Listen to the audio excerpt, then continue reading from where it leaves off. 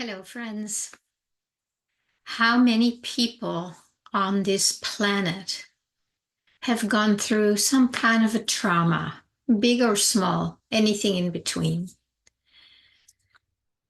It's kind of sad to even say it, but it seems like everybody has. For some reason, going through a life cycle here on planet Earth, that means we're going to go through a lot of hardship.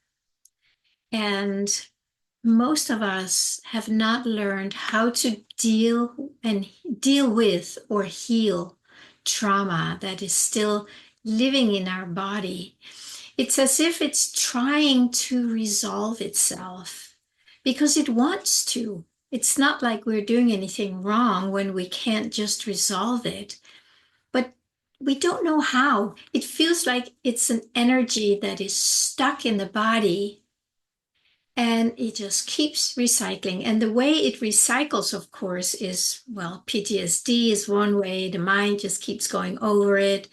We keep talking about it, or act it out, try and suppress it. Many, many, many ways to basically not resolve it, but just try and get by. And what kind of a life is that? And is it possible to change that? And I would say, yes, it is. But like everything, getting out of the matrix, learning to love ourselves, learning to be sovereign in who we are, trusting ourselves, being guided from within, that is something that takes time. That is something that demands that we practice something new than what we have been doing. And if we just keep recycling these, we can call them stories, these memories, these events, and just talk about it, then it is really a story that is just repeating itself. And you may have noticed that most people, they don't want to listen to it.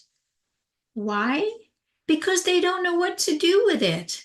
It's not really landing, it's not really helping us when we just keep talking about it. But until we know that, that is what most of us do. I also see it out in the world just more general, not just personally with friends or clients or students or whatever. In the world, so many people are just talking about what is going on in the world, what has been going on in the world, what might happen. If this happens, then that might happen. So there is a lot of this story, talking, expressing. And when I say that, don't hear it that I'm making you wrong or anything like that. It's an observation. I have heard people talk about um, somebody who was president in 2016, I think for 8 years. I hear them talking negatively, hateful, posting hateful things on the social media. And there's many people who do that. That's why I know it. And it's like, what is the point of this?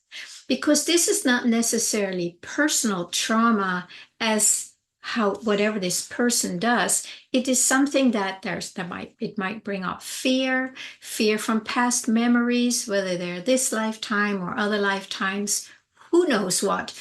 But just noticing how people just talk and talk and talk. And if you try to say something different, you're being interrupted. And then here it comes again, this tsunami of words with hate and anger and whatnot.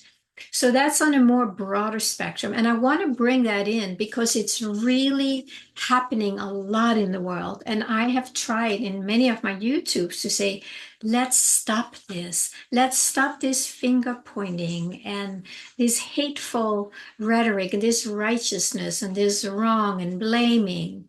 That's this tsunami of words, and they're coming from somewhere. And this is where I want to say, let's just pause It is really like we are leaking our energy, either just internally, but if we have a couple of ears, listening ears, to to leak it onto, we will immediately. And it's not that we feel fulfilled in that. It's just like, it's just coming. And I think it's really, really important for us all. And we all do it, or we all have do it. I know I've done it.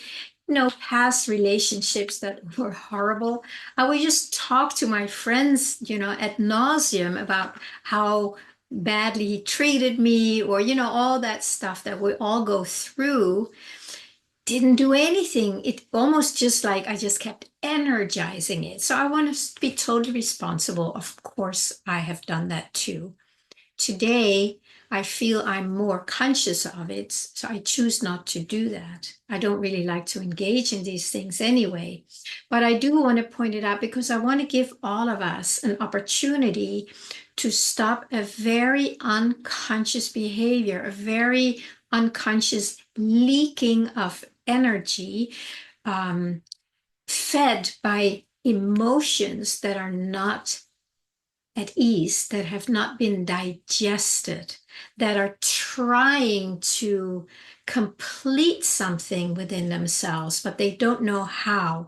And that's why there's no judgment in this, because for most of us, until we learn other ways, it's the only thing we have access to. Just talk about it, hoping that somebody will heal it or do something, whatever that would be. For the most part, it doesn't happen. So this is a very important part. I mean, just to look at yourself lovingly, kindly, and just notice, ask yourself, am I doing that? And most of us will probably go like, yeah, I do. Oops, and you might notice that, maybe that's why some of my friends don't want to hang out with me anymore or whatever. I actually remember one friend, this is years ago, where I got out of a very not so good relationship. And I did this, I just kept talking about it, talking about it. And then a friend of mine, she says, okay, in my women's circle, we say this, you can talk about it 3 times and then it's over. And it was like, whoa, it was a slap in the face, but really important slap, because it woke me up to what I was doing. And I didn't want to do that. It was so unconscious. Now, when we stop, this just blah, then we can actually start being present with what is underneath this leaking through the mouth, through the words, through stories. Now we can start feeling into, what is it in here, whatever. What is that energy that is, it's almost like a hose, an emotional hose that's just, and it comes out in words. But when we can go back, stop the words, stop the stories, stop the expression, verbal expression, and then go in here and then just feel like, what part of me is speaking here? What part of me really needs other people to hear my story? See, now you're shifting from leaking it, expressing it, and you go here and you get curious, like, wow, what part of me? And then you follow inside and you start feeling that energy where these words are coming from. So it's a very embodied, introspective practice. And then you go, oh, I'm so scared, or I'm so angry. This so reminds me of how my dad treated me. Or, oh, I have a memory when I blah, blah, blah.